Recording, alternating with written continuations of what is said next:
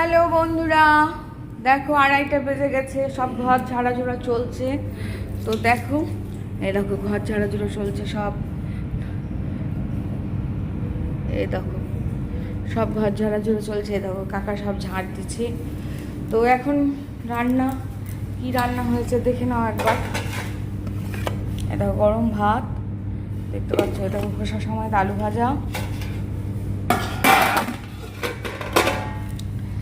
আর এই দেখো ওল সিদ্ধ, কেঁদুলি ভাজা, বড়া ভাজা, আমড়ার চাটনি,